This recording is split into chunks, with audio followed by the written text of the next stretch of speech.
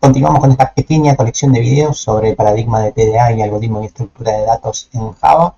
Previamente lo que hicimos fue nuestro primer TDA basados en arreglos, un arreglo de números enteros bien sencillito, y básicamente estuvimos inspeccionando cómo es que generar nuestro primer TDA, donde lo más importante habíamos visto que era la separación en una interfaz y en implementación. Pero bueno, que un programa respete el paradigma de TDA también necesita algunas otras cositas, como por ejemplo son las pre, las post condiciones y los axiomas en cada uno de los métodos, y también el encapsulamiento de datos. Vamos a tratar de hablar un poquito en este video sobre el encapsulamiento de datos. Para eso vamos a repasar un poquito lo que ya sabemos y profundizar con este concepto. Supongamos por algún motivo que necesitamos trabajar con los datos de algún jugador de fútbol, de rugby, de vóley, de lo que sea. Entonces es muy probable que en algún momento nosotros tengamos que trabajar, por ejemplo, con el promedio de gol, con el nombre del jugador, etc. ¿Sí? Entonces uno podría detectar dentro de un algoritmo que hay varias variables que forman parte de un mismo ente, de una misma entidad, de un mismo conjunto. Cuando ocurre eso es que podemos generar lo que se llaman en Java y en general en cualquier lenguaje orientado a objetos, lo que se llaman las clases. Por ejemplo, en este caso, todos los datos que tengan que ver con un jugador de fútbol o un jugador de lo que sea, lo podríamos guardar dentro de algo que se podría llamar la clase jugador. Entonces lo que vamos a hacer es eso, vamos a generar nuestra primera clase en Java, donde vamos a guardar información de un determinado jugador. Para eso vamos a venir al paquete modelo, que es donde vamos a tener siempre todas las clases, como teníamos la clase arreglos. Recordemos que tenemos una clase que se llama arreglos. Bueno, en este mismo paquete vamos a, file new, nueva clase, y como toda clase la empezamos con mayúscula y por ejemplo podríamos llamarla a la clase jugador. No tenemos que tildar el main porque no estamos dentro del paquete test, así que listo, ya tenemos nuestra primera clase. Dentro de esta clase vamos a tener dos partes, o quizás tres, ¿por qué no? Dentro de la primera parte lo que vamos a tener es lo que se llaman los atributos de la clase. Aquí vamos a guardar todas las características que justamente tiene un jugador. Por ejemplo, voy a guardar un flotante, que podría ser el promedio de gol. Como siempre digo, ya estoy grande para hablar y escribir en simultáneo. Bueno, el promedio de gol y alguna más sencillita como podría ser el nombre del jugador. ¿Sí? Son dos variables que van a definir a esta persona, a este jugador. Por ahora nos quedamos con ellas, una colección de caracteres y un flotante que es el promedio de gol a lo largo de su historia. Bien, este sería el jugador. Ahora, vamos a empezar a generar un jugador y ver cómo lo podríamos utilizar dentro de algún programa. Los programas, es decir, las cosas que funcionan, las cosas que nos dan resultado, como habíamos dicho, se van a ejecutar siempre dentro de un main. Y los main van a estar dentro del paquete test.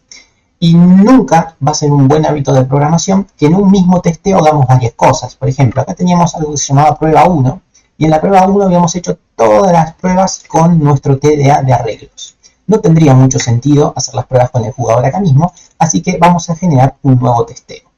Para eso vamos a, nuevamente, dentro del paquete test, nuevo, clase.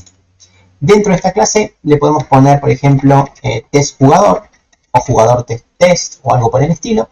Y como va a ser una prueba justamente de las funciones del jugador, vamos a ponerle que va a ser del tipo main. Ejecutamos y listo. Acá tenemos nuestro nuevo testeo para el jugador. Entonces, lo primero que uno podría querer hacer es crear un jugador. Es decir, crear datos del tipo jugador. Crear un jugador. La primera forma de hacerlo es muy sencillo. Es decir, bueno, mi variable va a ser, supongamos, mi variable 1 va a ser del tipo jugador. ¿Sí? Acá me va a decir que por favor importe al jugador que acabo de generar. Mi variable va a ser del tipo jugador y como charlamos previamente vamos a necesitar construir el jugador, es decir, llamar al constructor. En este caso estamos llamando a lo que se llama el constructor vacío, es simplemente una función que lo único que hace es reserva memoria para poder guardar tanto el nombre como el promedio del jugador. ¿Qué ocurre? De esta forma estoy generando un jugador pero está totalmente vacío. Por lo general, cuando uno quiere crear un jugador, lo que tiene que hacer es cargarle datos. Podríamos hacer, por ejemplo, que la variable 1, punto, y acá es lo nuevo, el nombre sea igual a, le ponemos un nombre, Messi. Bien, de esta forma podríamos acceder al nombre del jugador. Y de la misma forma, podríamos hacer que la variable 1, punto, promedio de gol, sea el promedio que tiene supongamos que podría ser 2.3 f de flotante. De esta forma podríamos acceder a los atributos de esta variable 1. Ahora, ¿qué ocurre? Vamos a chusmear esto. Promedio de gol es como se llama y nombre del jugador es como se llama el atributo. Eso obviamente tiene que coincidir con lo que estamos llamando en el main. Pero bueno, vemos que esto, si bien podría llegar a tener sentido, vemos que no funciona. ¿Por qué no funciona? Bueno, esto nos está diciendo que cambiemos la visibilidad a público. Vamos a hacerle caso y ¿qué aparece? Vemos que dentro de la clase jugador aparece una nueva palabrita reservado que es del tipo public. ¿Qué quiere decir esto? Quiere decir que los atributos van a estar disponibles desde cualquier otro archivo, en particular desde el testeo o desde el main. Bueno, vamos a ver si esto funcionó. La mejor forma siempre de saber si funciona es mostrar los datos por pantalla, así que vamos a hacer un system.out.print de, por ejemplo, el nombre del jugador. ¿Sí? Si lo escribo bien va a ser mejor. Vamos a escribir el nombre del jugador. ¿Cómo accedo al nombre del jugador? Bueno, le paro la variable, en este caso la variable 1, accedo a el nombre del jugador. Si todo salió bien, cosa que así esperamos, si todo salió bien, se me tendría que mostrar por la pantalla justamente el nombre del jugador. Bien, vamos a probarlo, a ver si de verdad está bien esto. Vamos a ejecutar. Y créanme que efectivamente está funcionando. Bueno, de esta forma accedí al nombre del jugador, de la misma forma podría acceder al promedio de gol de dicho jugador. Ahora bien, esto que acabamos de hacer justamente tiene dos problemas. Problema número 1. Es medio tedioso tener que inicializar los valores uno por uno. Para eso se puede utilizar un constructor, el cual uno ya envíe los datos en el mismo.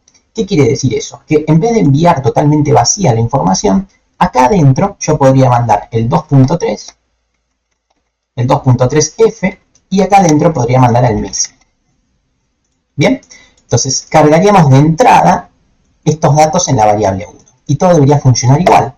Pero bueno, vemos que no funciona. ¿Por qué no funciona? Porque me está diciendo que no existe ese constructor. Básicamente eso es lo que me está diciendo. Por defecto siempre viene hecho el constructor vacío, que es el que usamos. Pero si uno quiere un constructor personalizado, tiene que crearlo. ¿Y cómo se crea? Es muy sencillo. Como es una de las partes fundamentales de las clases, los constructores ya vienen prearmados. ¿Y cómo lo vemos? Podemos ir a la parte de source y acá, generar constructor. En la parte de generar constructor, uno dice con qué variables quiere que aparezca el constructor. Voy a dejar las dos juntas y miremos lo que se crea. Se crea justamente un constructor donde el primer parámetro va a ser el promedio de gol y el segundo parámetro va a ser los datos, en este caso de Messi. Esto es generar un constructor personalizado. Bueno, ahí dice personalizado. Bien. Entonces, de esta forma, desde el main, yo podría generar a Messi en una sola línea enviando los parámetros. Bien, y todo sigue funcionando. También por algún motivo podría pasar que no sé el promedio de gol de Messi, o lo sabré más adelante y me interesa inicializarlo solamente como el nombre Messi. Eso también se puede hacer y habría que generar otro constructor. O sea, el proceso podría ser el mismo o directamente lo podríamos hacer a mano, ¿no? Tomo el constructor que ya tengo y digo, bueno, el promedio de gol no lo voy a tener. Voy a recibir solamente el nombre del jugador y el promedio de gol inicialmente podríamos inicializarlo en 0 o si no simplemente borrar la línea. Da igual. Lo voy a dejar así para que tengan esa variante. Entonces, uno puede generar tantos constructores como necesite para su programa. Por lo general, el constructor con todas las variables se suele usar y siempre algún intermedio con no todas las variables también. Bueno, al hacer esto, ganamos la parte de que podemos generar el dato con toda la información, pero lamentablemente se rompe el constructor vacío. El constructor vacío, que es el que viene por defecto, deja de funcionar.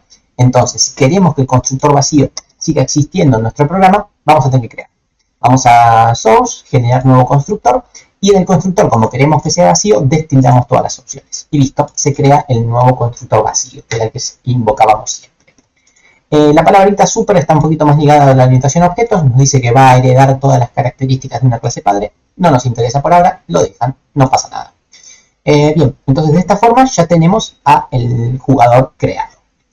Vamos a crearlo totalmente, vamos con el 2.2 flotante, que se llama Messi, y ahora vamos a enfocarnos en lo que está todavía mal.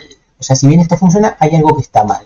¿Qué cosa está mal? Lo siguiente, que yo desde este archivo o desde cualquier otro podría acceder al nombre del jugador y cambiarle el nombre, ponerle que de repente Messi se llama Brenda, o cambiarlo por, no sé, Antonella. Y eso no está muy bien, que desde yo un archivo pueda acceder a la información de que alguna otra persona creó, podría llegar a ser peligroso. Esto es lo que nos falta hacer para el TDA. Esto es una violación del encapsulamiento y es algo que hay que solucionar. ¿Cómo se soluciona esto? Bueno, se soluciona generando lo que se llaman los métodos get y los métodos set.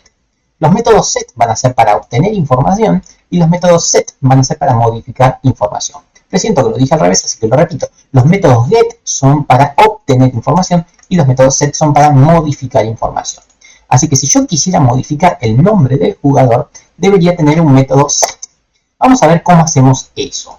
Primero, para que no se pueda acceder a la información desde el test o desde ningún otro lugar, lo primero que hay que hacer dentro de la clase, en este caso jugador, es cambiar la privacidad. ¿Sí?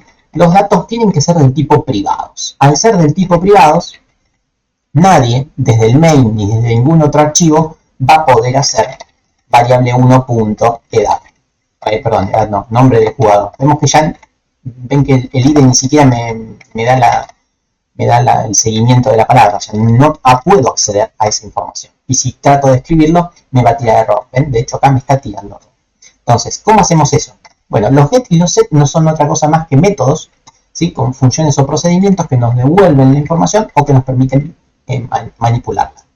También es una parte fundamental del paradigma de TDA y también lo va a ser del paradigma de orientación a objetos, así que eso ya viene programado. Source, generar, getter and setter. Acá uno puede elegir qué getter y qué setter quiere, de qué variables. En particular, acá como estoy explicando, voy a poner todos. Podemos cambiar la privacidad, pero por ahora no nos interesa, dejamos la privacidad pública. Entonces, de esta forma, tenemos los getters y los setters, getters y setters de mi clase.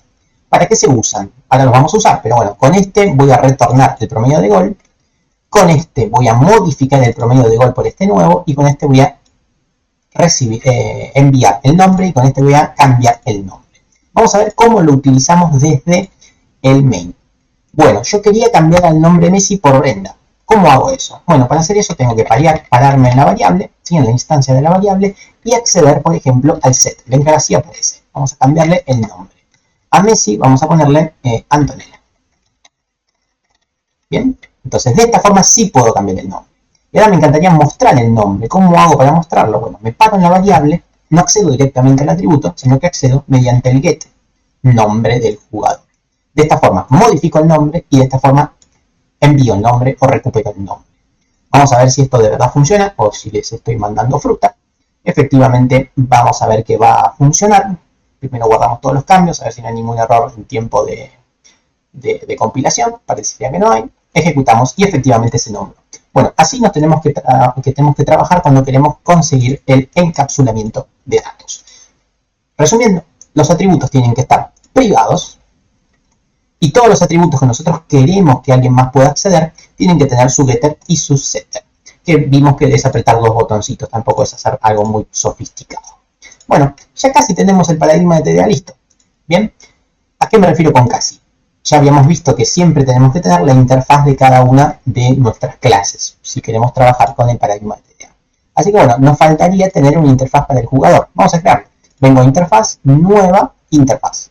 ¿Cómo se va a llamar? Bueno, se tiene que llamar exactamente igual que la clase, con una i por delante, y jugador. Y jugador va a ser la interfaz de nuestro jugador. Apretamos play, acá la tenemos, la interfaz del jugador. ¿Y qué cosas voy a poner en la interfaz del jugador? Bueno, justamente todas las funciones o procedimientos que formen parte del mismo.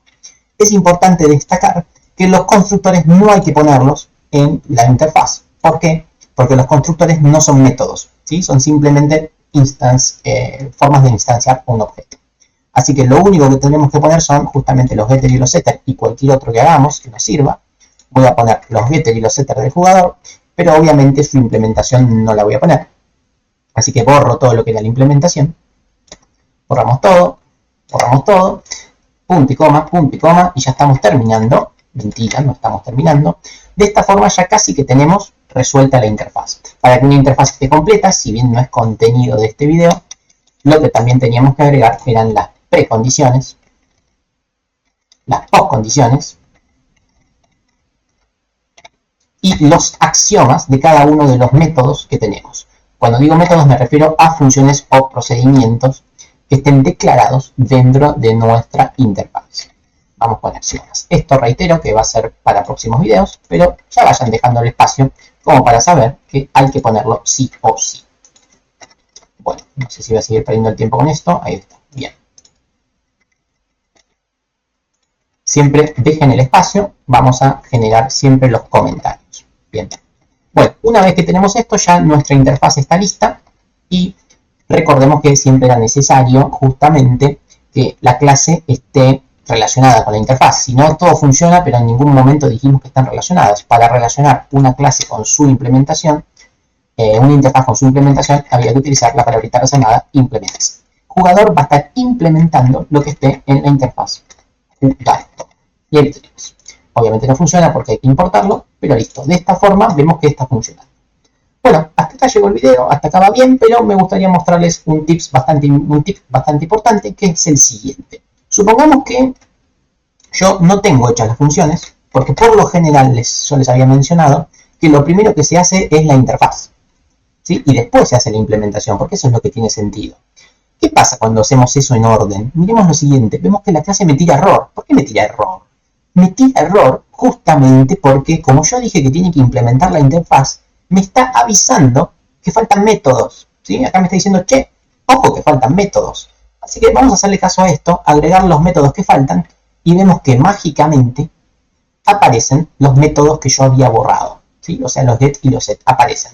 Aparecen sin resolver, porque tampoco hace magia Eclipse, pero aparecen, me están diciendo, che, tenés que hacer esto. Y me aparece la palabrita también reservada, la etiqueta override.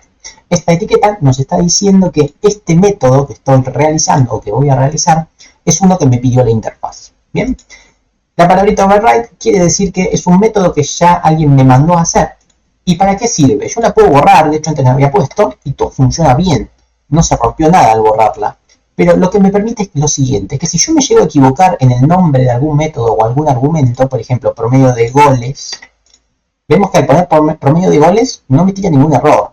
Sin embargo, si yo hubiera aclarado que ese método era uno de los que me habían pedido, al ponerle el override me tira error, porque me está diciendo, no hay ningún método que se llame así en la interfaz. Entonces, el override es más que nada para seguridad, para que uno esté totalmente seguro que lo que está haciendo es lo que le pidieron.